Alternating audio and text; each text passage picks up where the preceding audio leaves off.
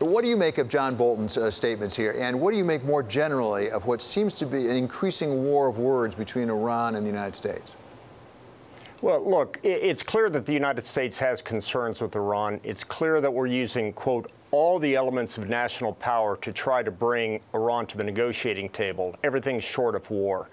So while it would appear that there is increasing tensions, I think everybody on the ground, I just returned from the region last Monday, I think everybody on the ground has taken a pretty sober-minded approach to this and being very, very careful. What are our options? I mean, as a practical matter, I mean, there was talk about sending more than 120,000 troops in. It would be, I mean, you know this far better than I, it would be a nightmare to actually have a ground war over there.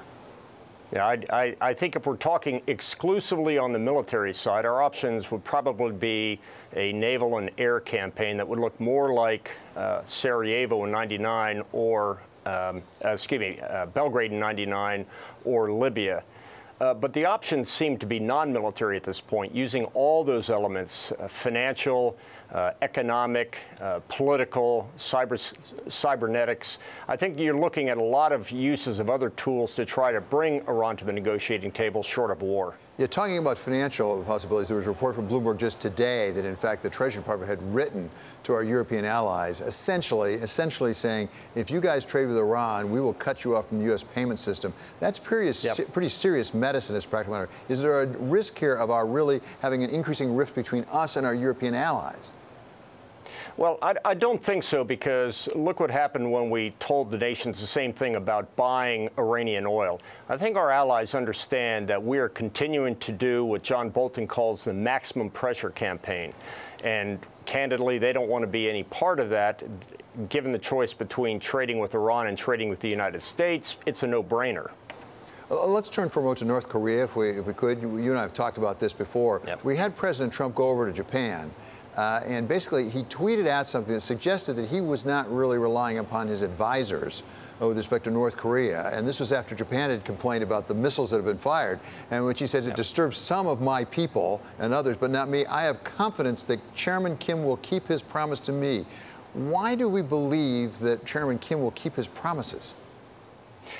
Well, I think what President Trump is doing, rightly or wrongly, is recognizing that in a one-party, one-person state like North Korea, he's the only one that matters. So he's making a direct appeal to Kim, where everybody else in the past has tried to use this normal advisor-based ramp up in terms of negotiations that hasn't worked. So what the president, again, rightly or wrongly, is doing is taking a different tack, appealing directly to the leader, seeing if he can persuade the leader himself to throttle back on both his nuclear program and his threat to South Korea.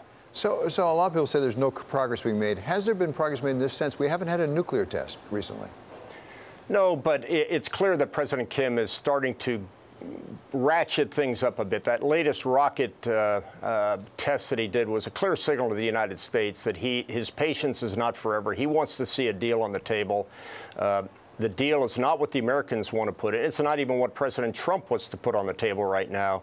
So we can expect, until there's a bit of a breakthrough between those two leaders, we're going to see a continued ramp up from North Korea. Yeah, and finally, General, turn to the national security implications with respect to Huawei.